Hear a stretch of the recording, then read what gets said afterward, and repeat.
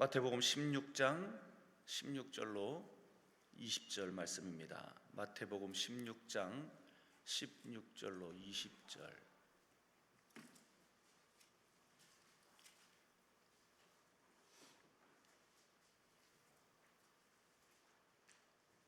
마태복음 16장 16절로 20절.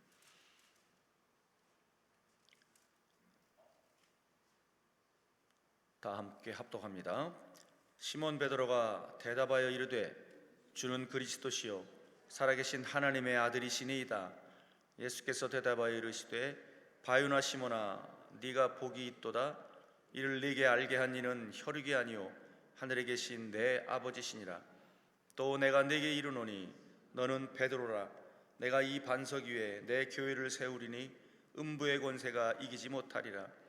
내가 천국 열쇠를 네게 주리니 네가 땅에서 무엇이든지 매면 하늘에서도 매일 것이요 네가 땅에서 무엇이든지 풀면 하늘에서도 풀리리라 하시고, 이에 제자들에게 경고하사 자기가 그리스도인 것을 아무에게도 이르지 말라 하시니라. 아멘. 남대문교회 손윤탁 목사님이십니다. 오늘 본문을 중심으로 고백의 능력이라는 제목으로 말씀을 증거하십니다. 우리 하나님께 영광의 박수 올려드립니다. 할렐루야. 감사합니다. 박수 소리가 그렇게 안 큰 것 같은데 우리 하나님 앞에 영광의 박수 그런 거 있죠? 네. 너무 전통적인 교회에서 목회하다 보니까 제가 목회하던 교회에서는 박수를 못 치게 합니다. 그래서 제가 말하기를 자발적으로 나오는 박수는 인정하자. 찬양을 엄청 잘하거든요.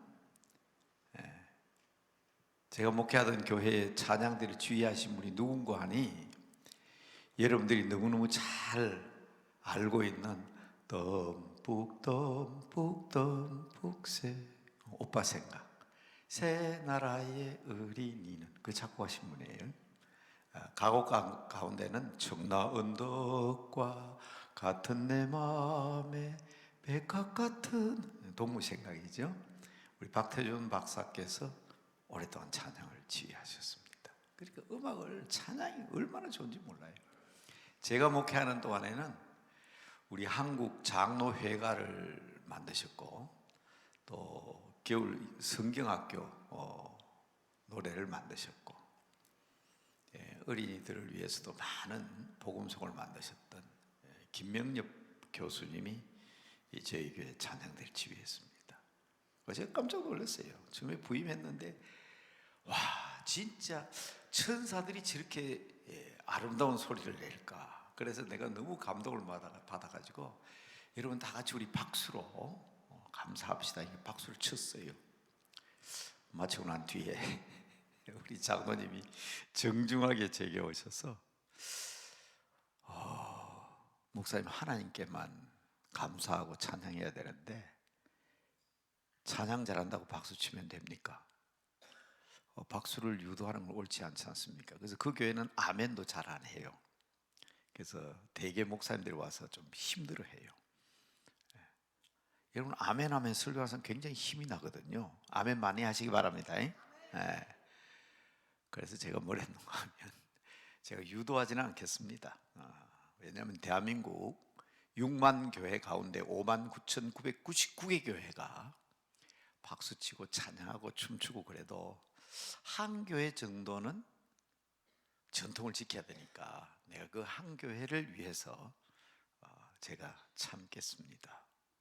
그랬어요. 그런데 자발적으로 나오는 박수는 어쩔 수 없잖아요. 내 기뻐서 하나님의 영광 돌리는 박수인데 근데 제가 바깥에 나와서는 박수치라 소리도 잘하고 아멘도 중요하다고 굉장히 강조합니다. 제가 초등학교 선생 했잖아요. 그러니까 아이들을 가르칠 때 할 수만 있으면 쉽게 그 일부러 집에서 외우고 그렇게 하지 않도록 하기 위해서 곧잘 그림 못 그리는 그리지만 그림도 잘 그리고요.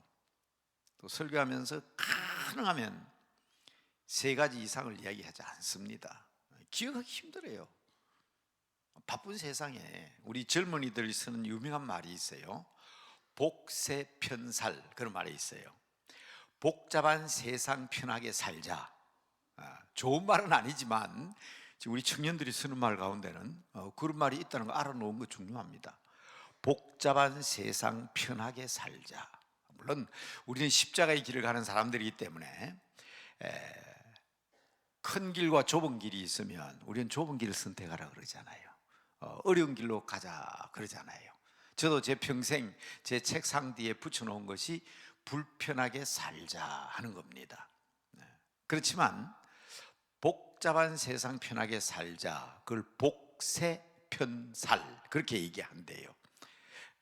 그러나 선생으로서는 하나님의 말씀이나 성경 진리를 쉽게 이해하고 생활 속에서도 기억하기 쉽게 해야 되지 않겠냐. 그래서 제가 못 그리는 그림이지만은 고기를 자주 그립니다. 물고기를 자주 그립니다. 그래서 우리 신앙생활의 시작은 항상 뭘입니다. 할렐루야로 시작해야 되겠다. 할렐루야. 할렐루야. 그렇죠. 여러분 교회에서도 예배 드릴 때 찬양으로 먼저 시작하잖아요. 찬양으로. 찬양대가 성령을 쫙 하면서 예배 시작돼. 경건한 예배가 시작되잖아요. 그건 우리 하나님께서 찬양과 함께 우리에게 임하신다. 하나님이 영광 받으시 우리 예배에 임하신다 하는 그런 의미가 있어요. 이 찬양대는요, 그 뜻을 깊이 알고 성령이 얼마나 중요하다는 걸 알아요. 예배 시작을 알리는 정도가 아니에요. 저는 학생 시절에 학군단 훈련을 받았기 때문에 저는 대대장, 연대장을 맡았습니다.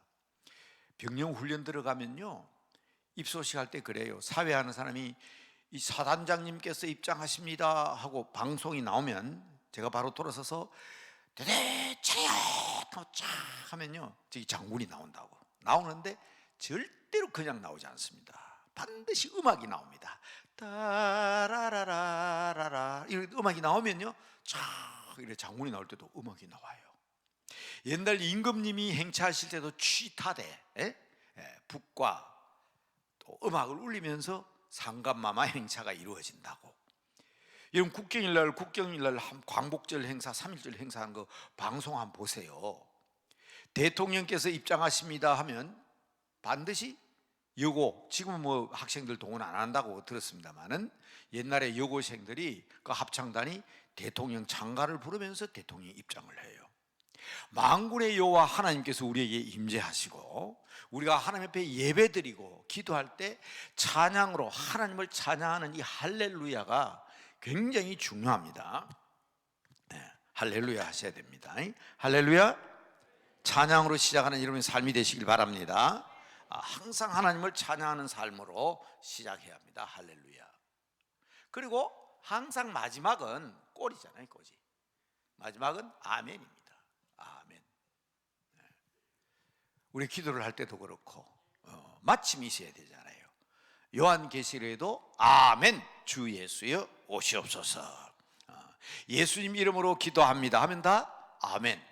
하나님의 말씀이 우리에게 들리면 맞습니다. 그 말씀 내 말씀 나에게 와야 합니다 하는 고백적인 아멘이 있습니다. 아멘. 같은 생각입니다. 옳습니다. 그렇게 이루어 주시옵소서. 그래서 저희 어머님도 93살에 돌아가셨는데 넓게 75살에 세례 받으시고 넓게 예수를 믿었지만 마지막 운명하실 때 마지막 말을 하시는데 아멘 그러고 돌아가시더라고. 참 얼마나 복됐습니까? 얼마나 복됩니까?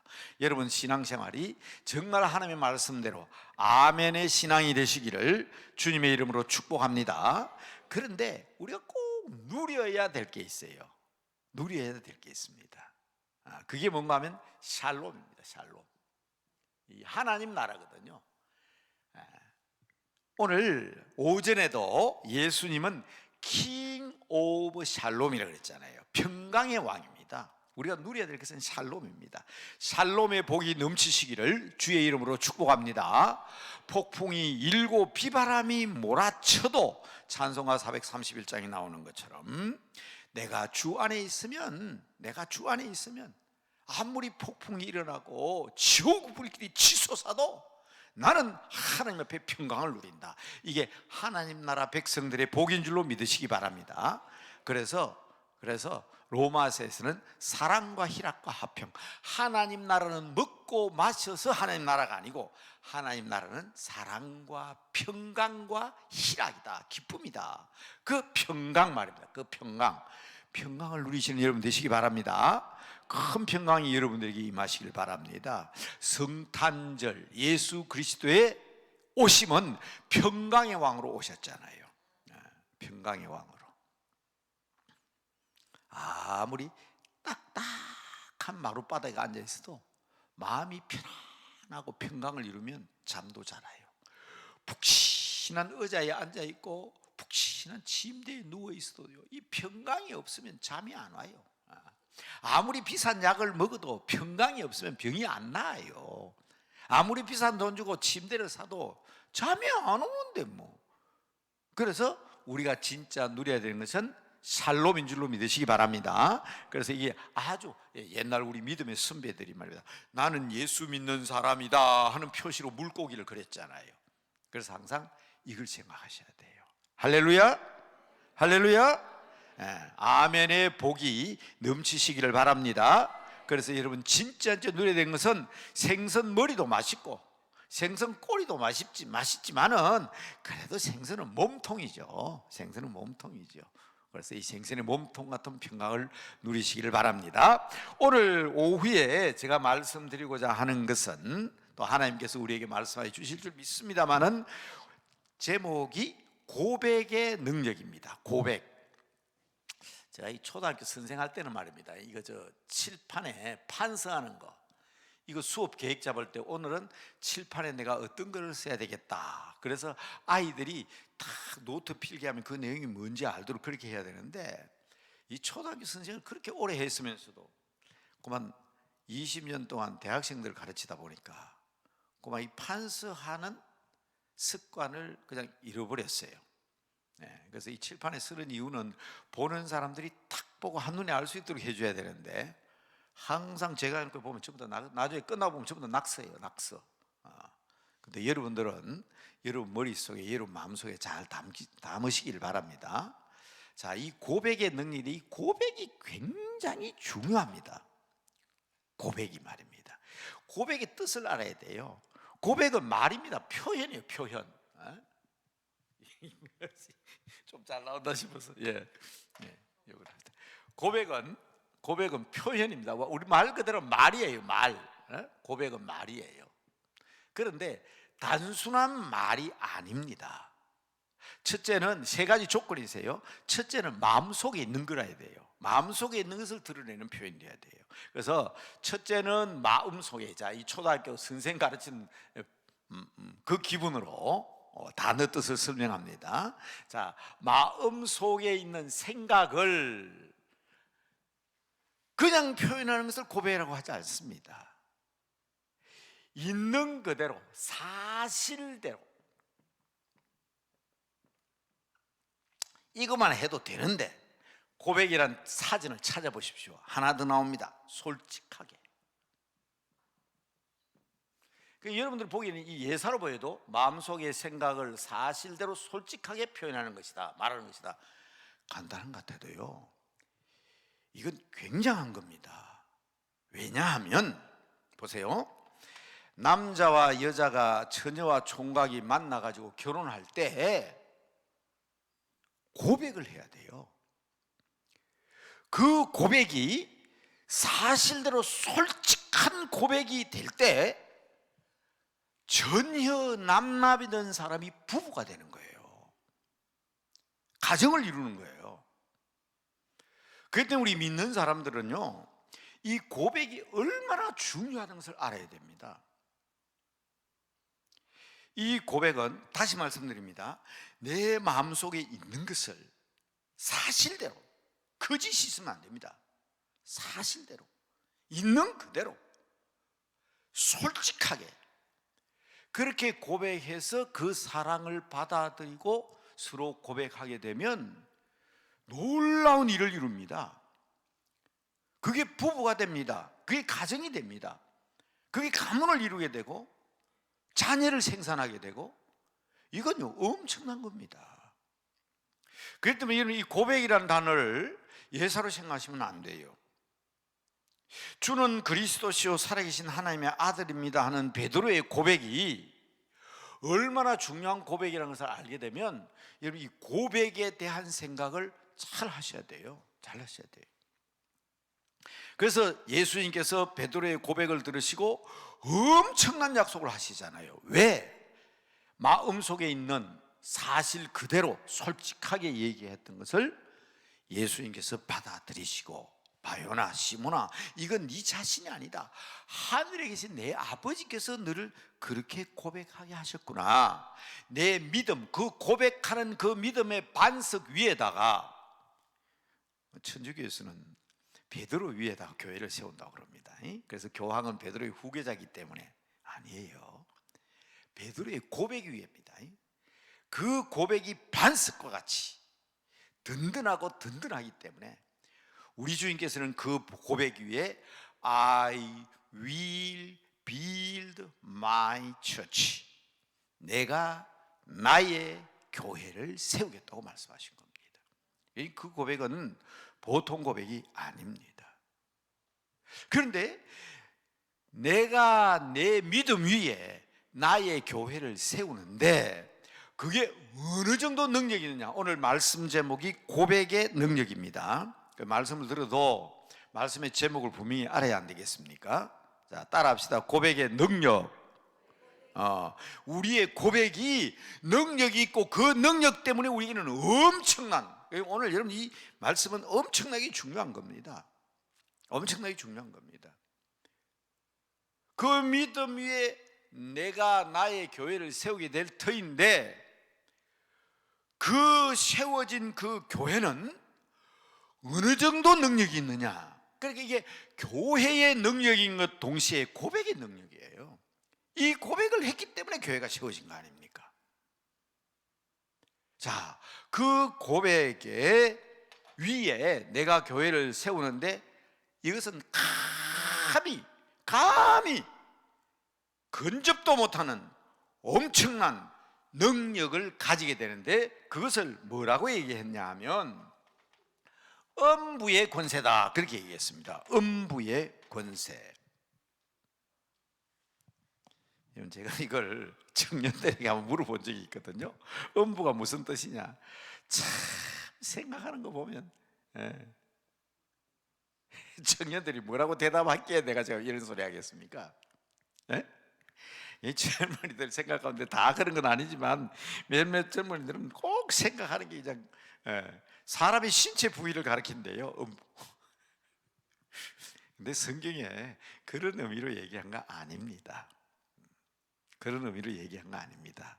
오늘 본문에 보면 이 음부에 대해서, 자, 마태복음 16장 17절입니까? 18절입니까? 18절이죠? 17절입니까? 네, 이 음부의 권세가 이기지 못하리라 한 이 음부는 몇 절이에요? 저기 나오네, 18절이죠. 음부의 권세. 여기서 말하는 이 음부라는 것은 이 음부라는 것은 뭘 얘기하는가 하면, 영어 성경에 보면 헬이라고 되어 있어요. 헬. 이 뭐예요?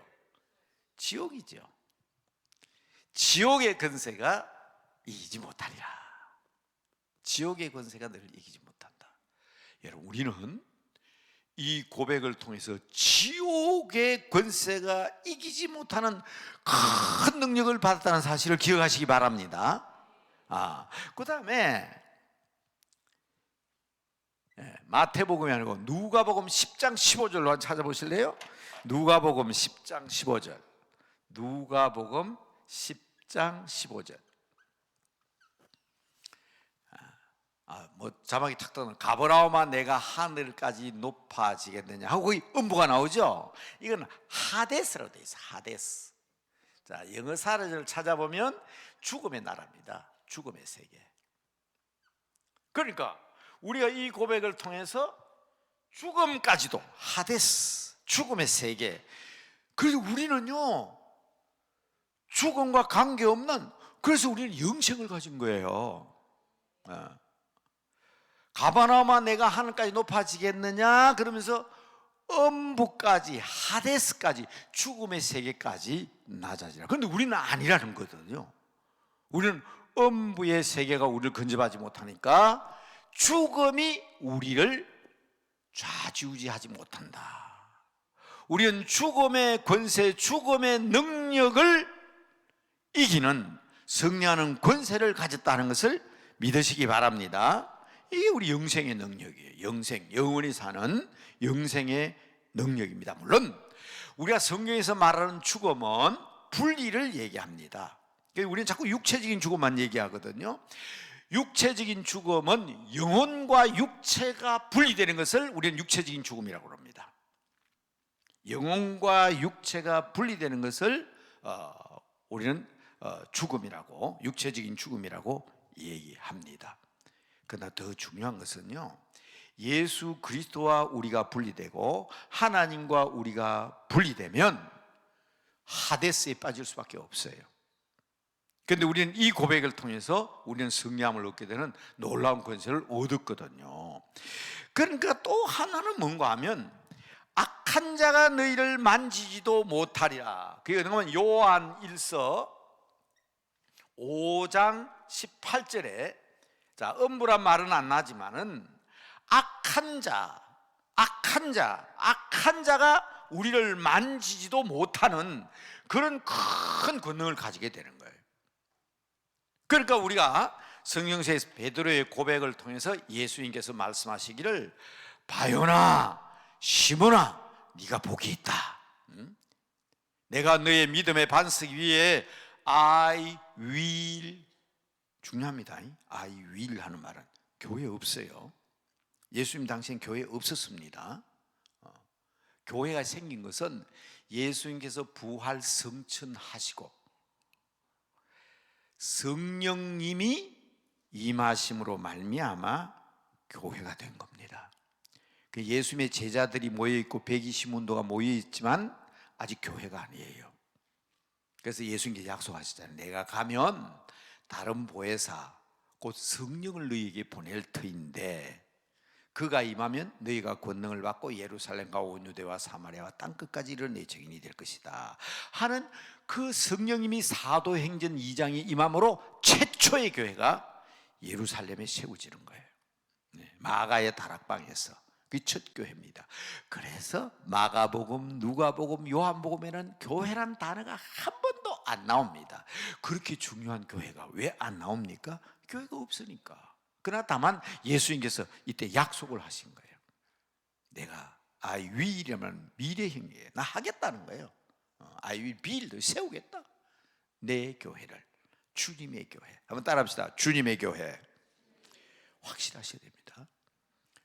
목사님, 장로님, 그리고 성도님들, 우리가 다니는 교회는 주님의 교회입니다. 저기 있는 주님의 교회만 주님의 교회 아니라 다 주님의 교회예요. 저도 교회 분쟁이 있어서 분쟁 해결사 역할을 잘 못하지만 그래도 제가 분쟁 수습을 하는 위원으로서 또 위원장으로서 교회를 방문한 적이 있습니다. 참 좋아요. 예, 주인의식. 내 교회라는 거예요. 목사님도 내 교회, 장로님도 내 교회.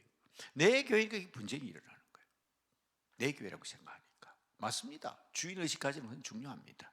그러나 다시 한번 따라합시다. 주님의 교회. 이거 확실히 해야 됩니다. 이거 분명히 해야 됩니다. 그래서 제가 그 교회에서 설교를 하면서 그랬어요. 내가 주인이기 때문에 내 낯짝이 있어야 되는 거예요. 내 체면. 장로님도 그래요. 내 체면만, 목사님, 내 체면, 적어도 내 위신과 내 체면, 내 낯짝만 세워주면 나 양보할 수 있다는 거예요. 그래서 제가 설교하면서 한 얘기 있습니다. 종이 무슨 낯짝이 있냐? 종은요, 자기 낯짝 세우면 종이 아닙니다. 종은 주인의 낯을 세워야 됩니다. 주인의 얼굴을 세워야 돼요. 주인의 영광과 주인의 권위를 세우는 게 종이지, 내가 내 얼굴 내 낯짝 세우면 그건 종이 아닙니다. 그래서 종이란 말 뒤에는 종놈 혹은 여자들에게는 종뭐 이런 것이, 종님은 아니에요. 종님이 되려고 하기 때문에. 그래서 이런 문제가 생기는 거예요. 그렇게 분명히 주님께서 말씀하셨습니다. 내가 나의 교회를 세우겠다. 내가 나의 교회를 세우겠다. 종에게는 낯짝 없습니다. 종에게는 체면 없습니다. 내가 좀 욕을 얻어먹고, 내가 좀 억울한 일을 당하고, 내가 좀 비난을 당해도 그거 변명하다 보면 주님의 얼굴이 가리워지고, 그거 변명하다가 하나님의 영광이 가려지면 포기해야 됩니다. 포기해야 됩니다. 철저하게 주님의 영광을 위해서 내가 죽어야 하는 거예요. 그래서 우리가 주님을 주인으로 모시고 주님의 교회를 세우겠다고 말씀하신 그 주님께서 음부의 권세가 너희를 이기지 못하리라고 하는 것은, 그렇죠, 죽음의 권세가, 지옥의 권세가, 그리고 이 세상에 살 때 악한 세력들이 너희를 만지지도 못한다. 그래서 너희가 승리하리라는 놀라운 약속입니다. 자, 그렇다면 우리가 어떤 고백을 해야 될까요? 제가 세 가지 이상은 안 한다 그랬어요. 이거 다 지금 세 가지만 적어놨잖아요. 더 이상 할 수 있지만, 그러나 이 세 개 속에 다 포함되니까 가능하면 세 가지만 제가 말씀드리겠다고 그랬습니다. 첫째는 고백을 뭘 해야 되느냐? 우리 고백의 내용에는 어떤 것이 있느냐? 첫째, 우리의 죄를 고백해야 됩니다. 우리의 죄를 고백해야 됩니다. 죄를 고백해야 용서함을 받습니다. 매우 중요합니다. 우리가 사실은 세상에서 복을 누리지 못하고 또 지옥 갈 수밖에 없는 것은, 제가 말씀드렸죠, 성철 스님이 얼마나 훌륭한 분입니까? 그분이 그 깊은 산 속에서 평생을 면벽하며 누워 자는 게 아니에요. 벽을 향해서 앉아서 7년 8년 동안 앉아서 주무신 분이에요. 그리고 자기 스스로 자기를 돌아보면서 평생 누더기 같은 옷을 입고 사신 분이에요. 참 훌륭한 분입니다. 제가 고백했잖아요. 저는 동양 철학을 공부한 사람이기 때문에 불교를 공부하고 유학을 공부하고 힌두 철학을 공부했지만, 정말 성철 스님 같은 분은 정말 인간적으로 존경받을 만한 분입니다. 그분이 무슨 죄를 지은 죄가 있겠습니까? 그런데 마지막 뭡니까? 갈 때 나는 너무 죄가 많았어. 나는 지옥 간다. 무간지옥, 없을 무자 칸이 없는 지옥. 이 말이니까 우리말로 무지경입니다. 바닥이 없는 굴이에요. 바닥이 없는 깊은 굴. 나는 무간지옥으로 내려간다. 참 안타깝지요. 죄를 주님 앞에 고백해야 하나님 앞에 용서함을 받는데, 그러면서 자기 스스로 죄를 깨닫기는 했지만 참 안타까운 거예요. 그래서 자기 딸에게 편지를 썼잖아요. 제가 여러 번 소개했습니다. 이거를 그냥 듣고 마시고요, 집에 가서 꼭 여러분 스마트폰으로 찾아보라고 그랬습니다. 젊은 사람들은 제가 이런 얘기하면 안전자리에서 바로 찾습니다. 핸드폰을 끄집어 내놔놓고 꼭 한번 찾아보라고 그랬어요. 성철 스님의 딸이 있습니다. 딸.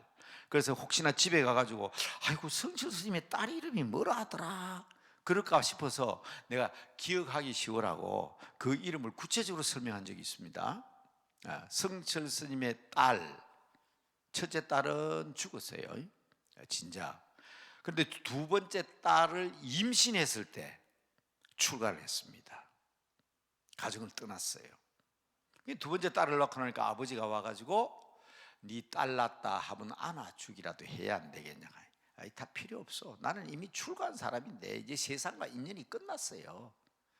그래, 그렇다면 네가 그 인연을 생해서 이름이라도 하나 지어줘야 안 되겠냐. 딸아이 이름이라도 지어줘야. 참 다 필요 없다니까. 그래서 딸 이름이 다 필요 없다는 말입니다. 아니 불자 반드시 필자 꼭 기억하세요. 왜? 뭐 성철 선생님 딸 이름 기억해가 뭐 하겠어요? 여러분 집에 가서 스마트폰 한번 찾아보라 하려고 그런 거예요. 아니 불자 반드시 필자. 그 따님의 이름이 불필스님입니다. 불필스님. 그러니까 여러분 스마트폰에 검색에 들어가 가지고 불필스님 한번 찾아보세요. 그러면 이 성철 스님이 마지막 죽기 전에 딸에게 보낸 편지가 있어요. 안 없어집니다. 제가 가는 데마다 이 얘기를 자꾸 하니까 고막 그걸 다 지워버린 것 같은데, 여러분 아십시오. 스마트폰에 카톡으로 여러분 SNS상에 인터넷상에 올려놓은 글은 절대로 없어지지 않습니다. 여러분 눈에 안 보여서 그렇지. 그리고 수사기관에서 우리 개인의 정보를 보호하기 위해서 함부로 뒤질 수가 없어서 그렇지 어느 구석에 박혀있어도 박혀 있습니다. 근데 요걸 누가 찾아내냐면 AI라는 놈이 찾아내요. 그래서 그걸 전부 다 보관을 하는 거예요. 그래서 AI가 어떻게 그런 걸 다 아냐 말이야. 근데 다 얘기해 주잖아요. 저도 깜짝 놀랐다고. 손윤탁 목사가 누구냐 알아봐 줄 수 있니? 하고 제가 AI에게 물었는데 깜짝 놀랐어요. 제가 태어난 날부터 해서 제가 가진 기록 조건을 전부 다 얘기하는 거예요. 근데 그걸 그냥 얘기하는 게 아닙니다. 개인 신상에 대해서 얘기하는데 내가 그 사람이다 했기 때문에 얘기하는 거예요. 쫙. 이게 이제 앞으로 5년, 10년, 20년, 30년 후가 되면 다 공개가 됩니다. 그래서 제가 여러분 부탁드리는 거예요. 제발 여러분 교회에 안 좋은 일 좀 싫지 마세요. 우리 목사님 어떻다, 장로님 어떻다, 권사님 어떻다, 제발 좀 쓰지 말라고. 교회를 위해서 그런데요. 이걸 보는 사람이 깨닫고 바르게 하기 위해서. 그런데 AI는 그거 다 모아놓고 있거든. 그리고 30년, 40년 후에 남대문 교회 손윤탁 목사가 어떤 사람이냐 그랬을 때 어떤 사람이 내에 대해서 잘 알지도 못하면서 내한테 욕한 게 그 손윤탁 목사라고 말하면 뭐 거짓말쟁이, 했던 말 또 하는 사람, 자기 잘못 딱 나온다고. 그러면 전혀 기독교에 대해 모르는 사람이 그걸 듣고 예수 믿는 사람이 이런 거구나. 아이고 교회 나갈 필요 없겠다. 어느 교회에서 물론 이 교회는 여러분 지금 나쁜 일 해놓은 거 전부 다 이놈들이 토해내요. AI가. 이거 꼭 아셔야 돼요. 저는 오래전부터 인터넷 선교를 얘기하고 인터넷 선교할 때는 기계로 선교하는 것도 중요하지만 요 놈들을 세뇌를 시켜야 돼요. 근데 지금 이단들은 말입니다. 지금 전공이 있어요. 다 그냥 방을 만들고 지금 계속 자기 이단의 좋은 점을 계속 지금 입력시키고 있어요. 안 나타나죠? 10년, 20년, 30년 후에 사람들이 보고 자기들 이단으로 들어오게 하기 위해서. 근데 우리 기독교는 그런 거 안 하거든요. 오히려 맨날 그냥 바른 신앙생활을 하기 위해서 깨닫게 한다고 그냥 자꾸 잘못된 거 입력시키면, 그래서 제발 잘못된 거 있으면 만나서 말로 하지. 제발 좀 카톡으로 주고받고 인터넷상 띄우고 그러지 말라고. 여러분들 누구 한 사람이 연예인도 죽고 나니까 막 여러분 몰랐던 사실 막 들춰내죠. 게다가 그다가 막 거짓말, 가짜 뉴스 막 갖다 집어넣으니까 이거 엄청난 심각한 문제가 생기잖아요. 그러니까 여러분 그런 데 대해서는 적극도 사실대로 실제적인 게 필요합니다. 그러니까 아마 제가 생각하기에는 성철 스님이 자기 딸에게 보낸 편지를 자꾸 손 목사가 떠들어 사니까 숨겨버린 것 같은데 숨겨지질 않습니다. 보세요. 제 말 그러면 없으면 쭉 찾아보세요. 분명히 나옵니다.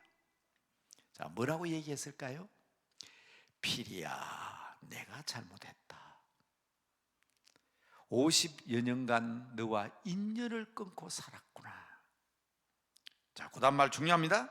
우리는 길을 잘못 들었다.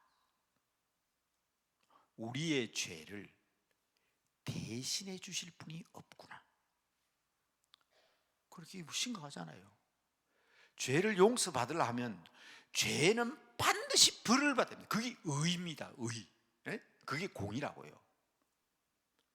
선한 일을 했으면 상 받아야지만 죄를 지면 반드시 벌을 받아야 됩니다. 이걸 우리는 선배들은 악자필벌이라고 그랬어요. 악자필벌. 구약 성경에는 선을 권장하고 악을 징벌하면서 권선징악이라는 말을 썼지만 더 무서운 말은 악자필벌입니다. 죄를 지었으면 반드시 벌을 받게 되어 있습니다. 그런데 이 죄를 성철 스님 말대로 합니다. 우리의 죄를 대속할 자가 없구나. 그걸 찾으셔야 돼요. 내 죄를 대신해서 벌 받아 주신 분이 없구나. 그런데 우리는 이 고백을, 제가 오늘 고백에 대해서 했는데 누구에게 고백합니까? 예수님 앞에 고백하잖아요. 하나님은 말씀하셨습니다.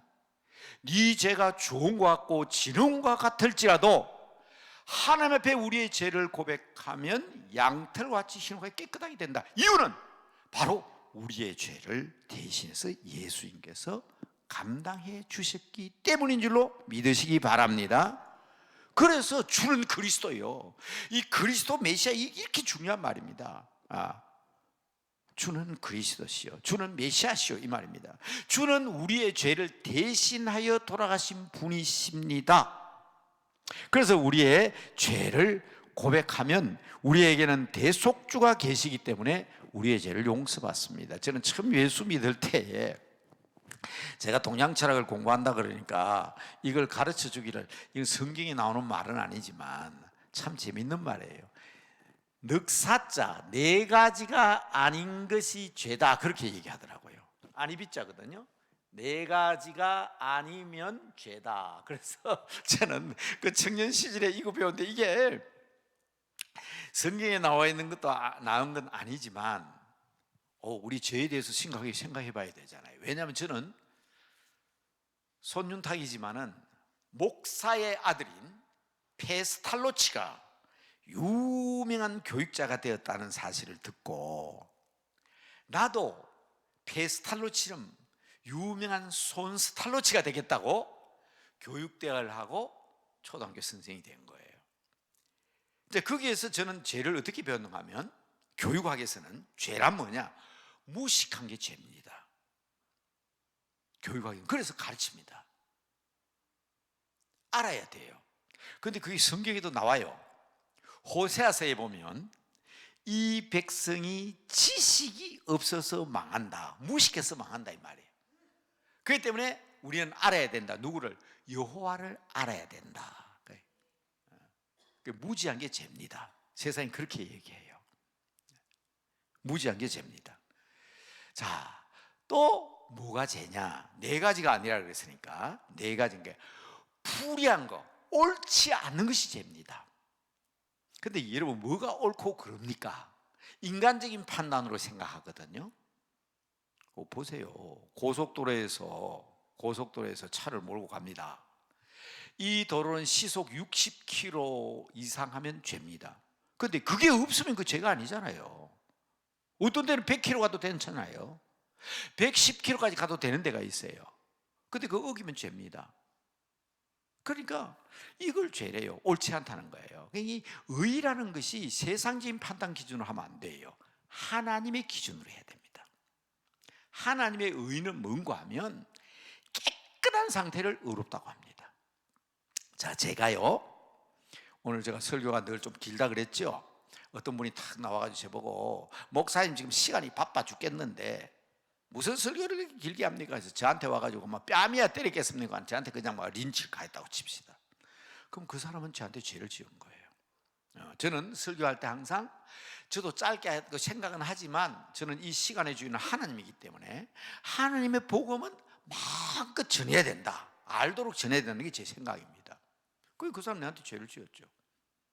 그런데 저는 그 사람을 용서해 줄 수 있습니다. 그런데 길거리 지나 그 사람 만났어요. 저 사람 내가 강남 금식에서 기도할 때 막 설교 길다고 내한테 대던 사람이라 생각나겠어요, 안 나겠어요? 생각나죠? 그건 의로운 게 아닙니다. 그건 의롭게 해준 게 아니에요. 용서해 줬다는 말과 의롭게 했다는 또한 뜻이 다릅니다. 물론 성경에서 말하는 용서는 의롭게 되었다는 뜻이지만, 의라는 말은 하나도 죄가 없는 것처럼 처음부터 깨끗하게 봐주신다는 거예요. 그러니까 여러분, 월요일 날 죄 짓고 똑같은 죄를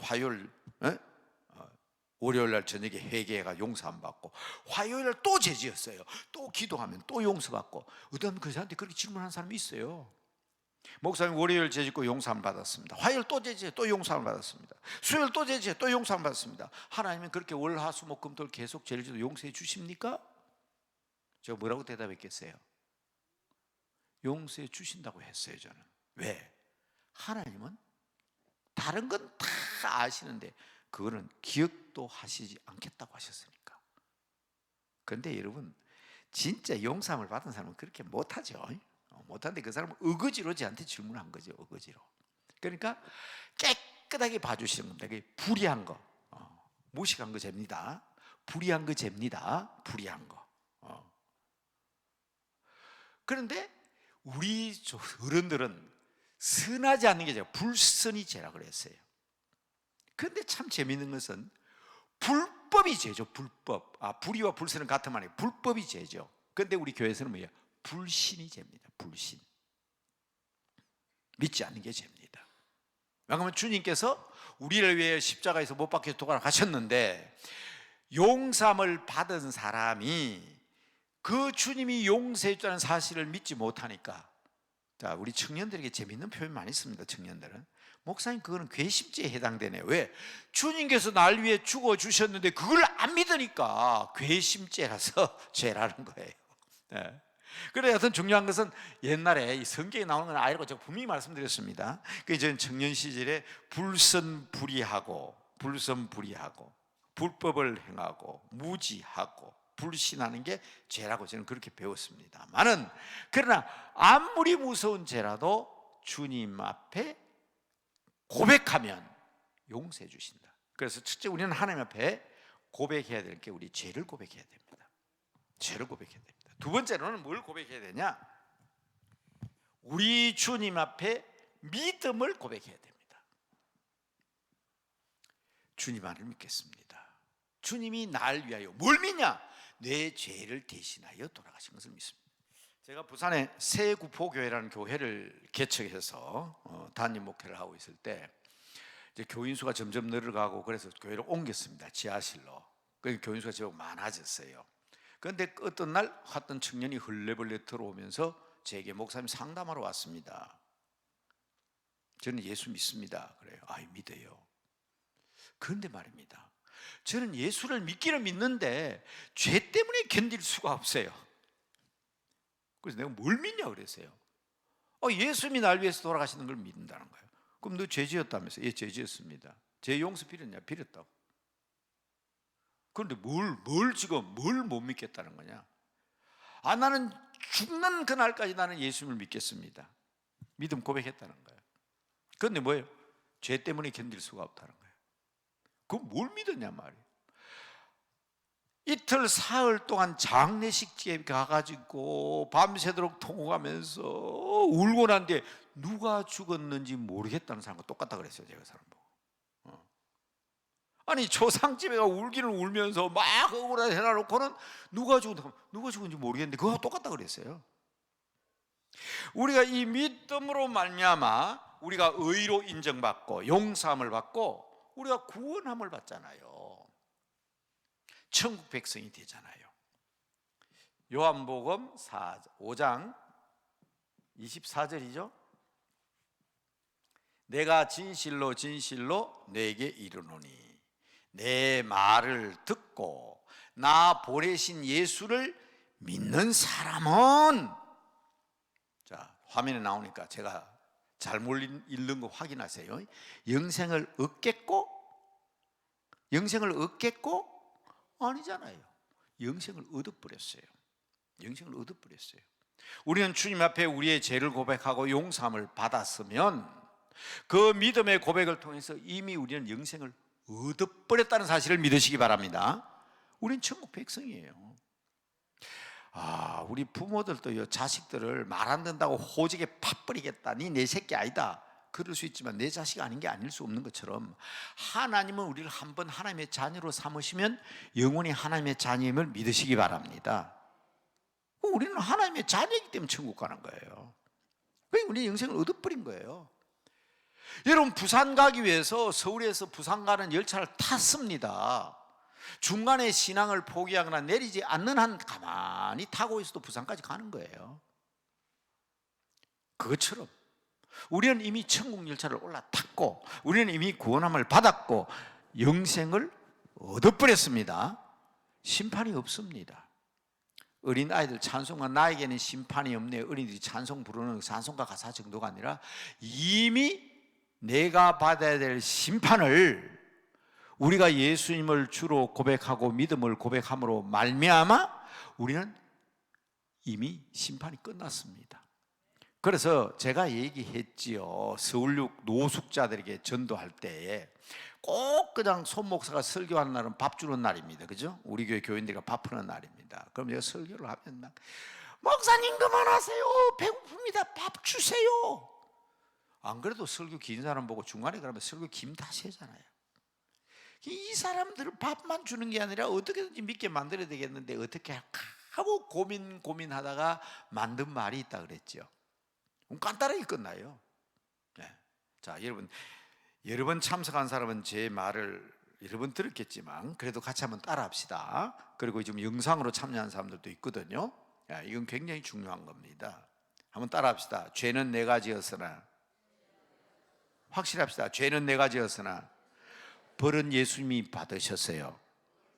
심판 받았어요. 우리는 심판이 없는 게 아닙니다.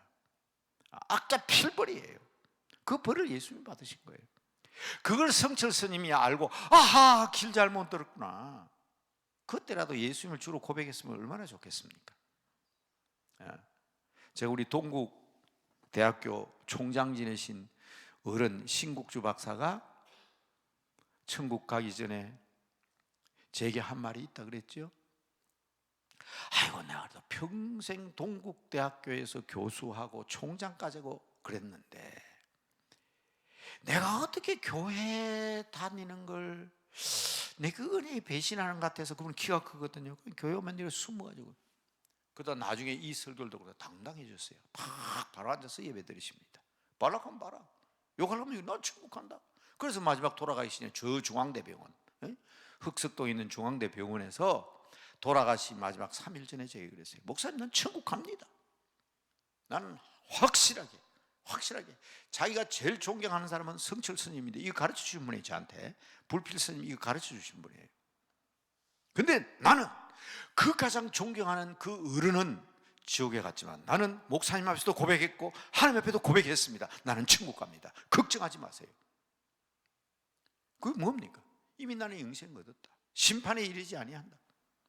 그리고 사망에서 생명으로 옮기겠느니라. 옮겼느니라. 이미 옮겨져 버렸어요. 이게 여러분이 주님 앞에 고백하는데, 이 고백은 그냥 고백을 얘기하는 게 아니라 주님 앞에 고백하는 이 고백은 제 용서를 받고 그 믿음을 고백함으로 우리는 구원함에 이르는 겁니다. 그래서 사형리나 전도지 보면 맨 마지막에 영접기도가 있습니다. 그 영접기도는 이렇게 되어 있습니다. 내가 죄인임을 고백합니다. 주님께서 날 위하여 돌아가셨사오니 이제 예수님을 믿겠습니다. 영접하겠습니다. 이제 구원받은 백성이 되었으니 주님만 의지하고 살겠습니다. 그렇게 고백하잖아요. 자, 그게 바로 뭔가 하면 주님만 의지하고 살겠다는 이 고백이, 주님만 의지하고 살겠다는 이 고백이 바로 뭐가 되냐? 능력이 되는 겁니다. 정말 악한 세력들이 오늘날 이 땅에 사는, 자, 첫 번째, 두 번째는 이 지옥이고 죽은 자의 세계니까 요거죠, 요거. 지금 이 땅에는 악한 세력들이 있는데 그게 음부예요.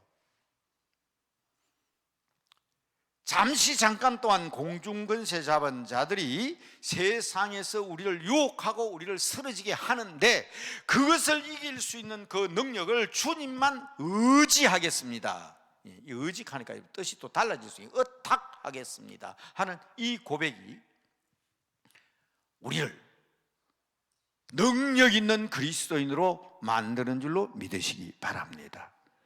그래서 우리의 모든 것은 주님의 것입니다. 그래서 그 내용 가운데 실제적으로 이런 내용이 있지만, 자, 베드로가 고백한 내용을 자 마지막으로 말씀드리고 우리가 이 믿음을 고백함으로 이루면 능력 받아서 하산하시기 바랍니다.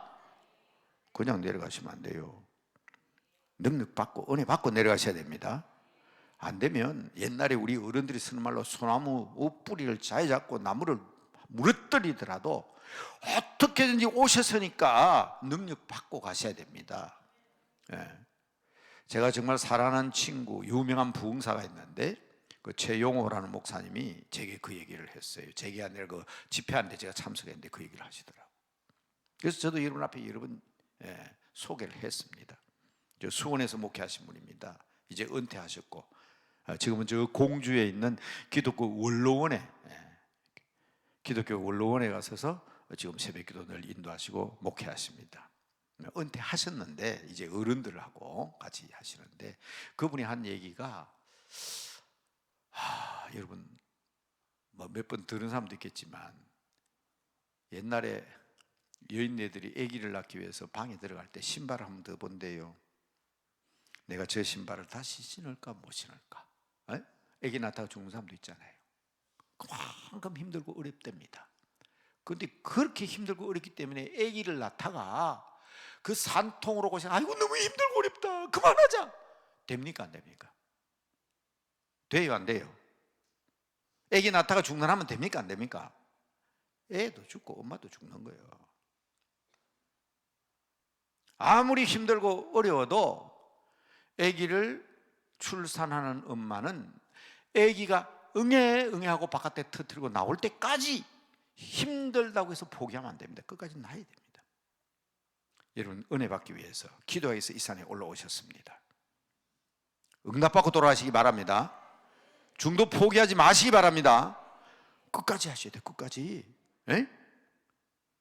여러분 유명한 괴테라는 사람이 나는 생수가 날 때까지 한 우물을 파겠다 했는데 옛날에 어느 교회에 그랬대요. 이분은 가면 이분이 파면 털지 샘이 터져 나오는데 다른 사람은 샘물을 아무리 파도 물이 안 나오는 거예요.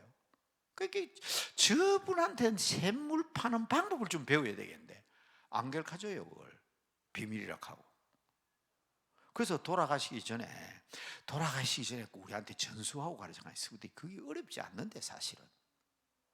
그래서 가르치는 방법이 샘물 파는 방법은 물이 나올 때까지 파면 물이 나오는 거야.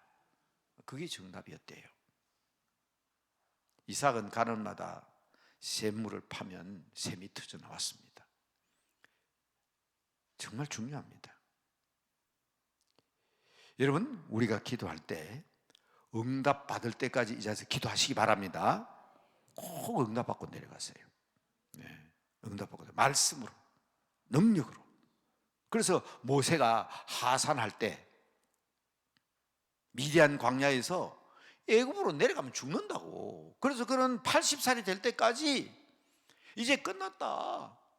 나는 이제 양떼나 치면서 십보로와 더불어 자식도 더불어 살겠다고 포기하고 있던 사람이에요. 근데 하나님이 내려가라 그러잖아요. 애굽으로 내려가라 그러잖아요. 그냥 가면 안 됩니다. 뭘요? 하나님이 보여주시잖아요. 내가 너와 함께한다. 음성을 듣고 내려갔습니다. 내려가라. 내가 너와 함께한다. 그게 주님의 약속이죠. 두 번째, 그에게 무기를 줬습니다. 총이나 칼이나 활이 아닙니다. 지팡이입니다. 지팡이 던져봐라. 뱀이 됐습니다. 꼬리 잡으니까 지팡이 됐어요. 그 능력의 지팡이에 자기 손을 가슴에 넣었으니까 나병이 걸렸습니다. 다시 넣어서 빼니까 나았습니다. 그 능력의 손으로 그 능력의 지팡이를 가지고 내려갔을 때에 그 지팡이로 하수를 치니까 피로 변하고 땅을 치니까 티끌이 변하지 않습니까? 홍해바다를 치니까 바다가 갈라지지 않습니까? 따라합시다. 함께 가는 길. 그러니까 여러분 올라올 때는 혼자 올라오셨지만 내려가실 때는 꼭 주님과 함께 내려가시기 바랍니다. 우리를 부르시면 함께 하시기 불러주셨으니까. 두 번째로는 올라올 때는 빈손으로 왔지만 내려갈 때는 말씀의 지팡이를 붙잡고 내려가는 여러분들 되시기를 바랍니다. 세 번째로는 모세가 혼자 내려간 게 아니라 가족들과 함께 내려갔습니다. 가다가 중간에서 죽을 뻔했잖아요. 죽음의 사자가 와가지고. 뭐 때문에 그랬습니까? 십보라가 그걸 보고 놀래가지고 부싯돌을 취하여 할례를 하면서 너는 내 피난편이다. 그러니까 죽음의 사자가 물러갔잖아요. 가족과 함께 가야 돼요. 여러분, 가족이 같이 안 올라와도 집 여기 있어도 그 마음속에 가족과 함께, 내 사랑하는 자녀와 가족과 함께 내려가셔야 됩니다. 아이고, 목사님, 저 인간 피하기 위해서 내가 주님과 함께 해서 올라왔는데 저 인간과 또 함께 살아요? 아닙니다. 한번 기도해 보세요. 우리는 혼자서는 못합니다. 혼자는 못해요. 여호수아 장군이 아무리 잘 싸워도 아론과 훌이 없으면 모세가 팔이 아파가지고 팔을 들 수가 없는데, 아무리 잘 싸워도 내 팔이 내려오면 지는데, 아론과 훌이 있어 내 팔을 들어줬던 것처럼 가족, 동력자, 함께 일하는 목사님, 장로님, 권사님 가벼이 여기지 마세요. 이웃과 함께 내려가셔야 합니다. 꼭 기억하시기 바랍니다. 그래서 이 응답받고 내려가는데, 그런데 도대체 이러한 고백을 하면 이러한 능력을 주시는데, 어떤 능력을 주셨냐 하면, 첫째, 기도 응답의 능력을 주셨죠. 너희가 오늘 나오잖아요. 오늘 마태복음 16장이 나오죠. 너희가 하늘에서 땅에서 매면 하늘에서 매일 것이요 땅에서도 풀면 하늘에서 풀리리라. 왜? 우리는 이런 권세를 가지고 있기 때문에, 음부의 권세가 해하지 못하는 권세를 가지기 때문에, 그 능력으로 하나님 앞에 기도하면 하나님께서 매면 매게 해주시고 풀면 풀리게 해주시겠다. 여러분, 이 놀라운 약속 꼭 기억하시기 바랍니다. 기도 응답에 놀라운 약속을 주셨고, 자, 두 번째로는, 자, 다 나왔던 말이지만 영생의 복을 주신다고 약속하셨고, 기도 응답 영생의 복도 중요하지만 세 번째로는 우리의 삶을 통해서 하나님께서 영광을 받으시는, 하나님의 영광이 나의 영광이요 하나님의 면류관이 내 면류관이다. 여러분, 이사야서에 보면요, 하나님께서 면류관을 쓰고 계셨어요. 그런데 면류관을 보니까 뭐예요? 그게 바로 너는 내 손에 아름다운 꽃면류관, 나의 화관, 내 면류관이 될 것이라고 그랬습니다. 하나님의 면류관이 우리예요. 그런데 또 우리의 면류관은 뭐냐? 하나님이 우리의 면류관입니다. 예수 그리스도가 우리의 면류관입니다. 그러니까 이 영광이, 하나님은 영광 받으시기 합당한 분이기 때문에, 이런 자리에 있는 사람은 우리가 자녀이기 때문에 영광, 하나님, glory to God, 하나님 앞에 영광을 돌리고, 또한 그 영광이 나의 영광이 되는데, 이런 것을 우리는 영화로운 복이라고 그러죠. 영화로운, 우리를 영광스럽고 영화로운 자리에 이르게 하는 이런 복을 받게 됩니다. 그런데 여러분, 병들었어요? 세상에서 초라해 보입니다. 가난해요? 힘이 없어 보입니다. 권세 없어요? 나약한 사람으로 보입니다. 그러나 여러분, 염려하지 마세요.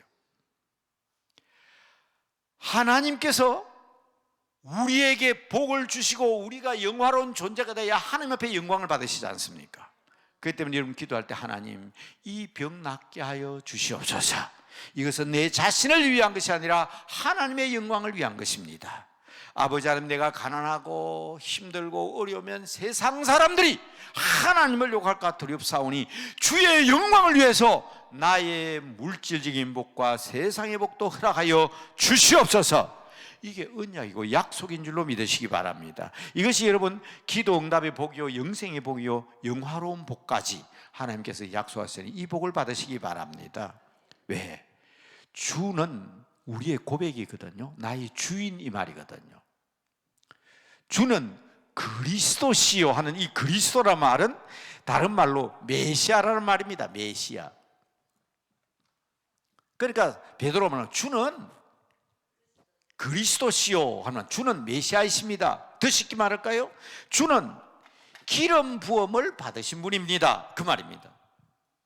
그것도 어렵다. 그럼 더 쉽게 말씀드리죠. 구약 성경에 메시아, 그리스도, 기름 부음 받은 직분은 세 개가 있습니다. 왕, 선지자, 제사장, 세 가지 직분이 있습니다.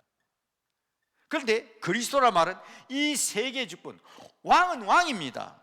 사울 왕이나 다윗이나 혹은 르호밤이나 솔로몬은 왕이지 선지자가 아닙니다. 선지자 따로 있었잖아요. 나단 선지자, 사무엘 선지자 따로 있었잖아요. 이사야 선지자 따로 있었잖아요. 왕에게 기름을 부었는데 그리스도 메시아는 그런 뜻이 아닙니다. 왕인 동시에 선지자이십니다. 그러면 이사야, 엘리야, 엘리사 왕 아니죠?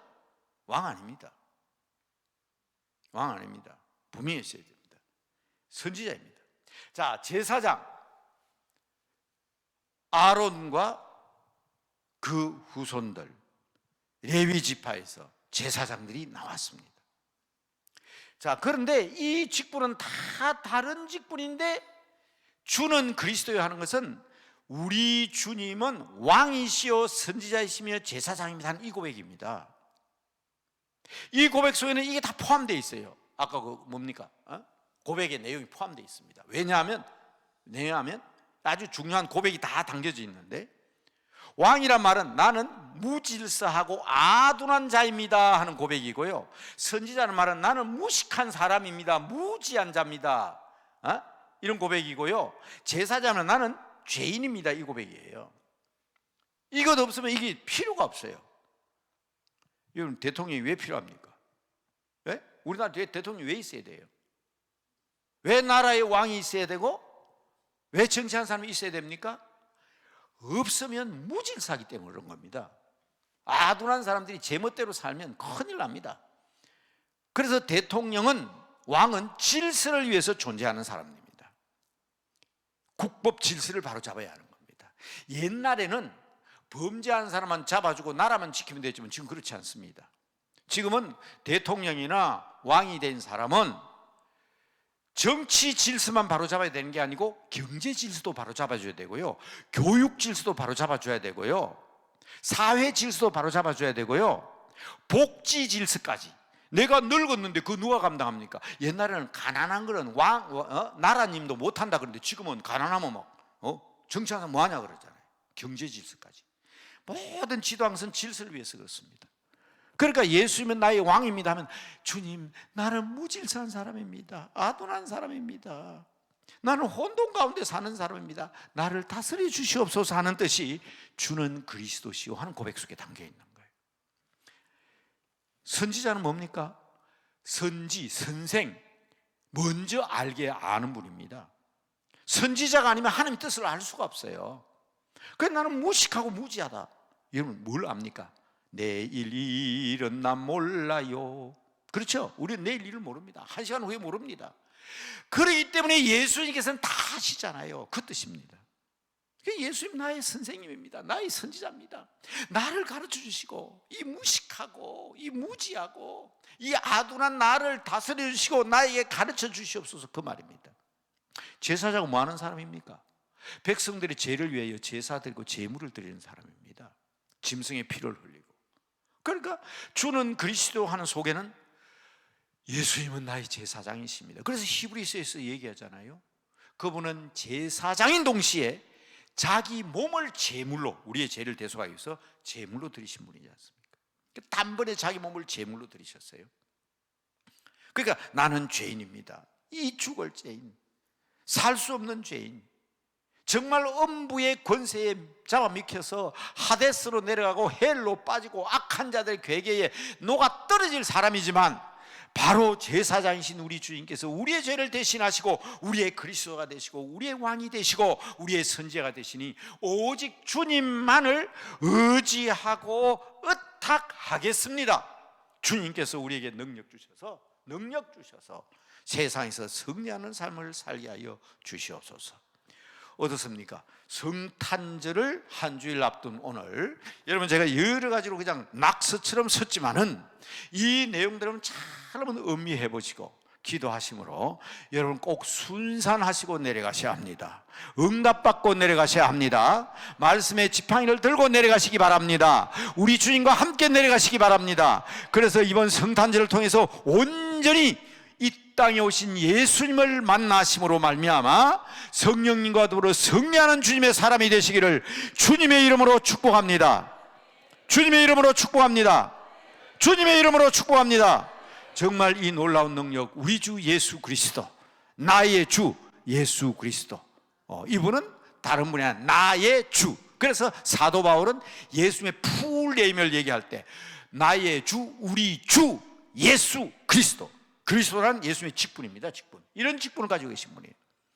예수님은 이런 직분을 가지고 계시는데 나의 주가 되십니다. 다시 한번 따라합시다. 나의 주 예수 그리스도, 우리 주 예수 그리스도.